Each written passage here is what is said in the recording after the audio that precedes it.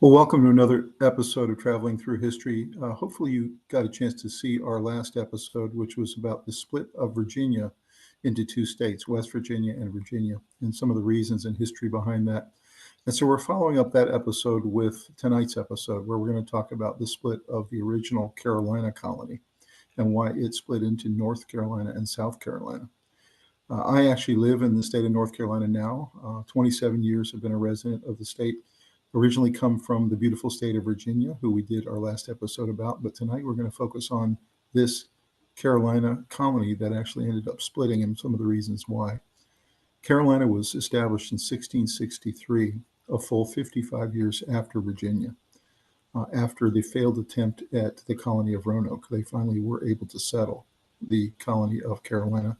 It was under the charter of the king, and they spent quite a bit of time settling the North and the South, mainly the South in terms of the plantations and some of the more wealthy individuals who settled around the town of Charlestown, which is now called Charleston. So what ended up happening over time was the South got many of the very wealthy plantation owners, aristocracy, and really settled the Charlestown area and some of the surrounding areas in the Low Country. And then the north part of the Carolina country was mostly blue-collar workers.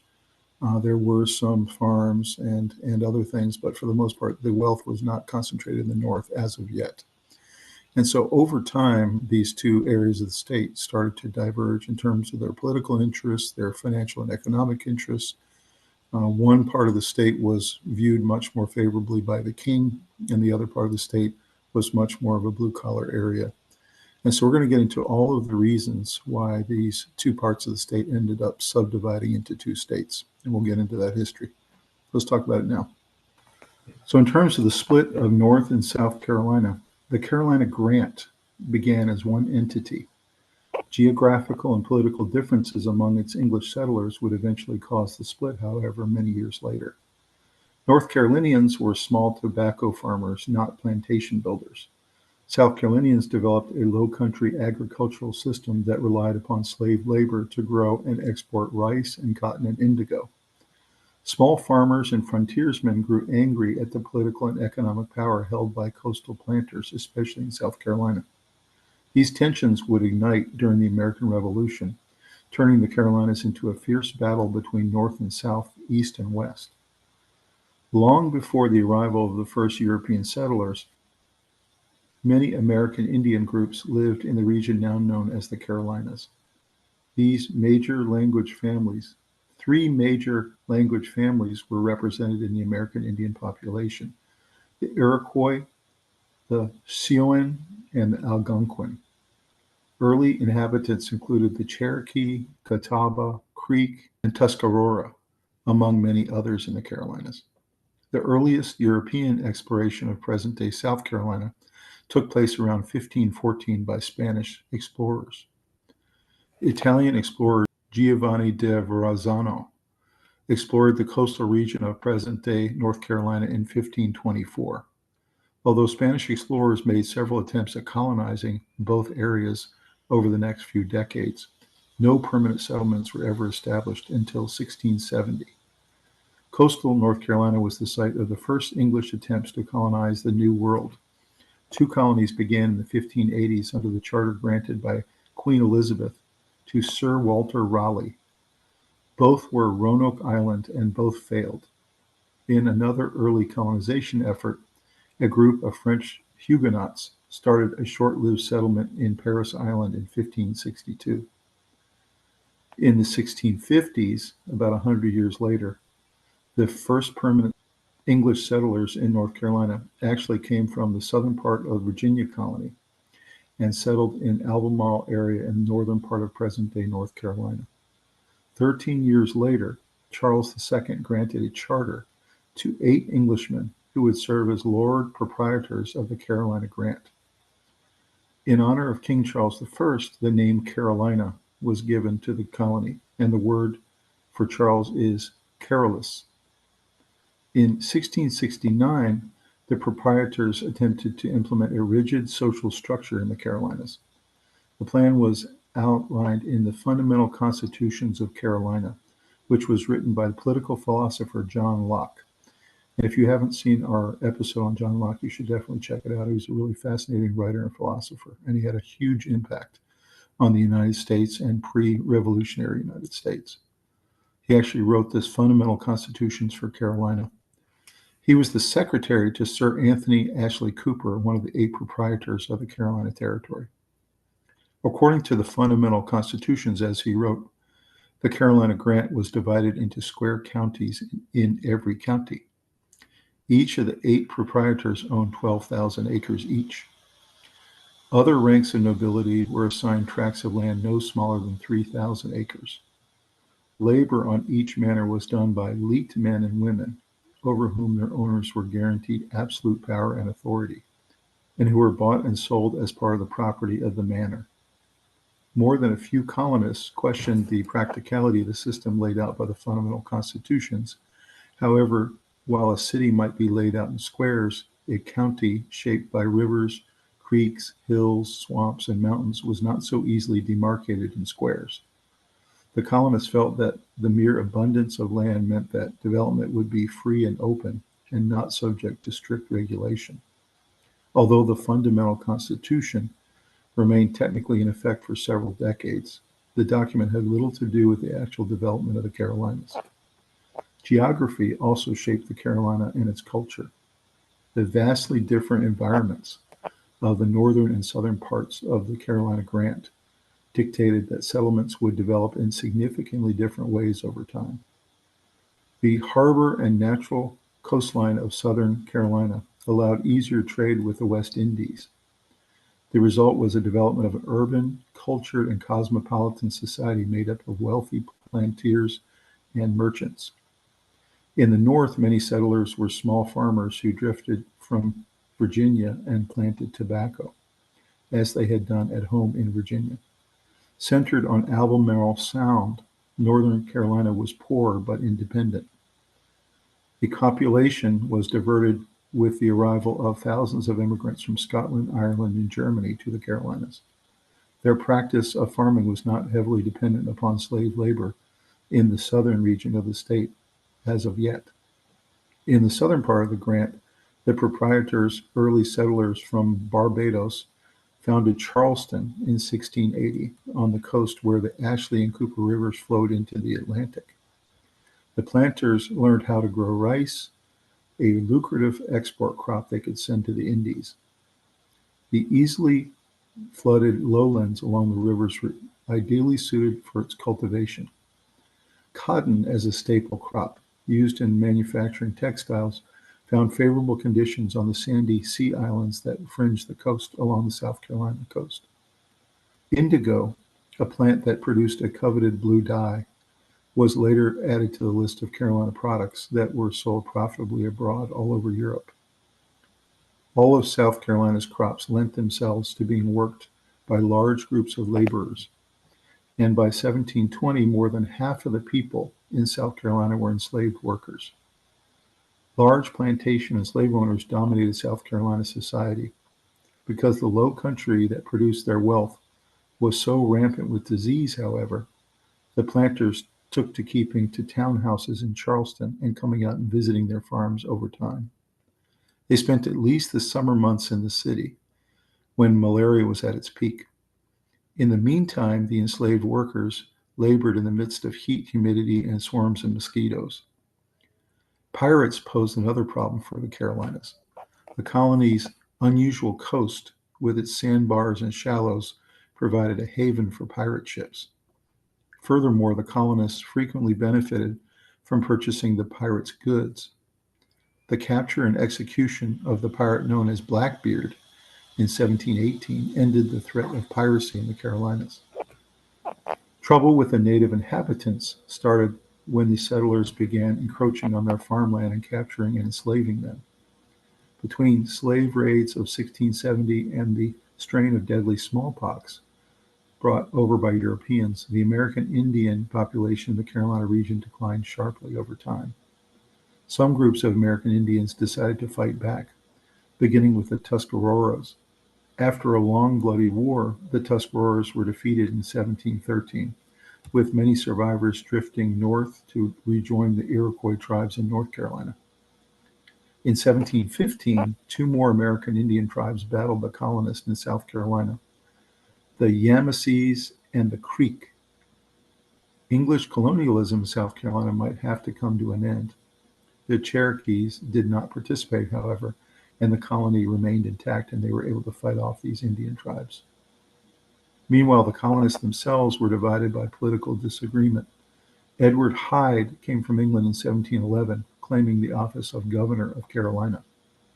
His right to the post was disputed by Thomas Carey, who had been named the governor in 1705. In the dispute that followed, known as Carey's Rebellion, Hyde and Carey both attracted supporters who actually took up arms against each other, and there was a civil war. The conflict ended with Carey's defeat. In 1712, recognizing the different social underpinning of the North and South settlements, the proprietors granted the two Carolinas separate assemblies and governors. When the proprietors sold the holdings back to the king in 1729, he confirmed North Carolina and South Carolina as separate royal colonies. The boundary was not established in 1732, nor fully surveyed until 1815. Until the outbreak of the American Revolution in 1775, a more efficient government brought about increased settlement and greater opportunity and prosperity for all. Settlement extended to the Blue Ridge Mountains and beyond. With this movement arose the deep-seated differences between East and West that continued for decades. The colonial government was dominated by Eastern planters, and the poor West suffered from corrupt government and excessive taxes. So you can see very similar what happened in Virginia and West Virginia. And one of the reasons that West Virginia and Virginia split was the western side of the state felt underrepresented and felt overtaxed and felt put upon by the eastern part of the state that was wealthier. And this started happening in both sides of the North and South Carolina divide. The whole structure was conducive to abuses of power. The conflict resulted in the War of Regulation, in which the Western insurgents were crushed at the Battle of Alamance Creek on May 16, 1771.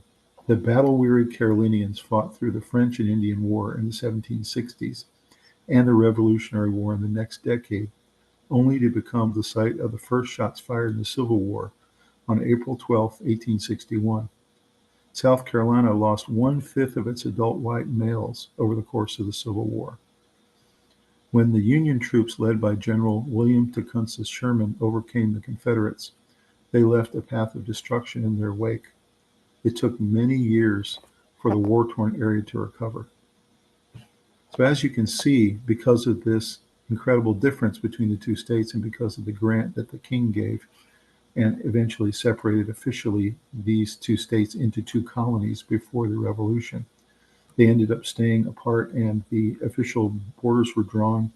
And then after the Revolution was completed, these two states became independent states with two separate governments, two separate governors, and really their own cultures, as you can see. So that's a little bit about the history of the split of Carolina into the two Carolinas. Let's go ahead and take a look at a short video, and we'll come back and talk about it. Why does the U.S. have two Carolinas? North and South Carolina share so much culture and politics that most Americans don't understand why they split. In truth, the split between the two Carolinas is older than the U.S. itself, and came as a huge relief to everyone involved.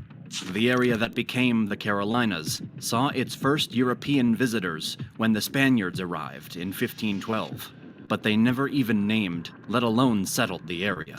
French arrived in the 1560s. The English arrived shortly after, but their colony on Roanoke Island famously vanished without a trace. European attention passed over the area for another few decades, until 1629, when King Charles I granted settlement rights to the MP Robert Heath, but he too passed on developing it. With the exception of a handful of settlers from Virginia, who weren't officially recognized, Europeans left the land alone yet again until 1663, when Charles II gave the land to 8 powerful men, known as the Lord Proprietors, as a thank you for their loyalty. renaming the whole place Carolina. A few years later, the first permanent settlement was laid down at Charlestown, today's Charleston, and soon after, more settlers trickled in. However, the difference between North and South Carolina was already manifesting. Charlestown and the other South Carolina settlements owed themselves to slaves and plantation owners from the West Indies, chiefly Barbados, who were seeking new land for cash crops. South Carolina offered a perfect environment for growing sugar and rice. Slave plantations sprung up all over the area, supported by wealthy businessmen, while European settlers concentrated in urban areas like Charlestown. Slave exports were as important as slave imports there. Between 1670 and 1715, over 25,000 indigenous natives were sold into slavery in South Carolina, while a similar number of black slaves were brought in. By the mid-18th century, most of South Carolina's population were slaves, and most of its white population were wealthy or urbanized, if not both. By contrast, the rural North was much less dependent on slavery. Slavery did exist there, especially for the tobacco industry, but most of the settlers were poorer. In fact, many had been indentured servants themselves, coming down from other colonies, and who could never afford slaves of their own. North Carolina quickly gained a reputation for attracting the rougher and poorer settlers, while the wealthy flocked to the south. As a result, Northern Carolina became the most populated, but Southern Carolina became the richest. A good government might have tried to heal this divide, but the Lord Proprietors were the complete opposite of that. With 8 men in Fairway, London, all with different ideas of what to do, put in charge of a vast territory on the far side of the Atlantic, was it any surprise that the government was a disaster? The Carolina Territory was vast and unwieldy, and its new leaders were not up to the task. Apathy, incompetence, and overambition fought for dominance between the 8 men, while the Carolinians themselves watched on with exhaustion. Overambition won out, thanks to one proprietor, the Earl of Shaftesbury, who wanted to craft Carolina into a perfect society. Calling on the philosopher John Locke, they drew up an experimental system of laws called the Fundamental Constitutions of Carolina, which laid out plans for a strange society that preached individual freedom and liberal ideas, alongside support for slavery and hereditary nobility. This was combined with a Grand Model Plan, which tried to maximize efficiency, safety, and aesthetics in any future cities. It was a bold project for any government, so naturally, it failed in the hands of the proprietors. With communication and travel between Charlestown and the North difficult, the Lord Proprietor's laws meant a lot less far from the colonial capital. Local government picked up the slack, allowing towns and communities to run their own affairs without much need for Charlestown or London. Distant government quickly became associated with corruption and inefficiency, attitudes that were increasingly common across the colonies.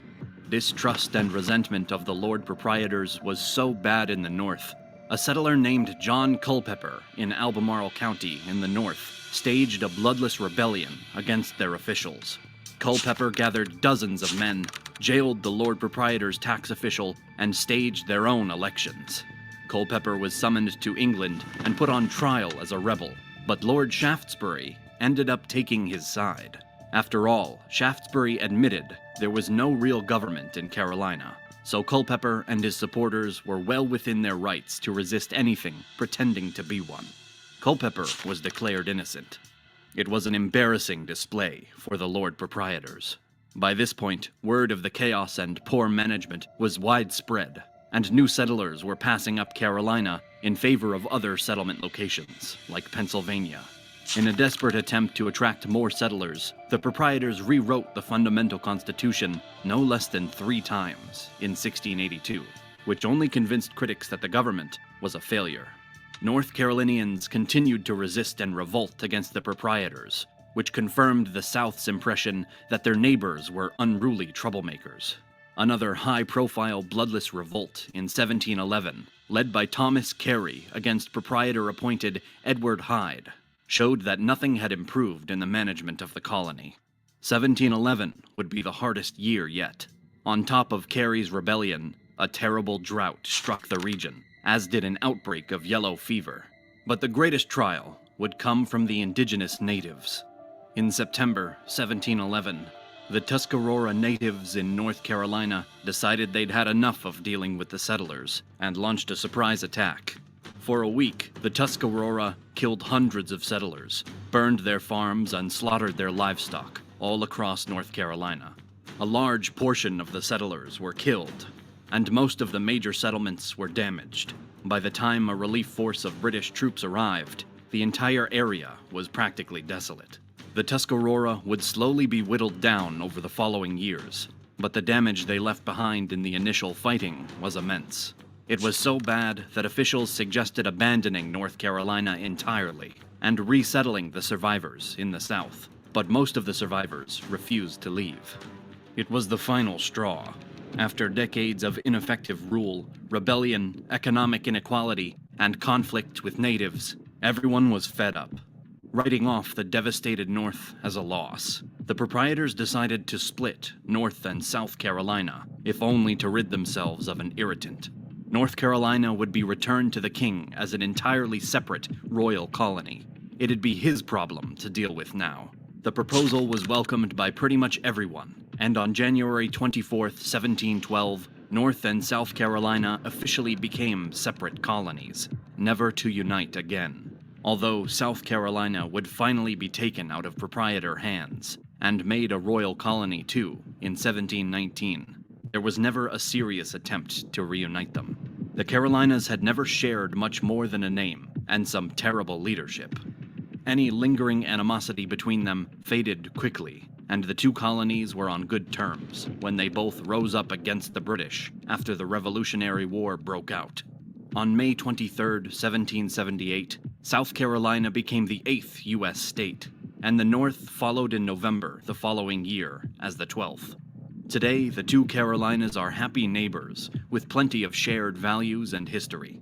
So you can see so many fascinating things out of that video. The first being that this was kind of an untamed territory, that 8 very wealthy families who were granted by the king to go settle were attempting to settle. And with John Locke's help, they had built a constitution, and they were trying to attract settlers to the area with smaller tracts of land than they had, but people that were willing to farm, put crops like sugar and rice, and be able to send those to other places, farm, so that they could build an economy. And it was very successful, as you see there at first.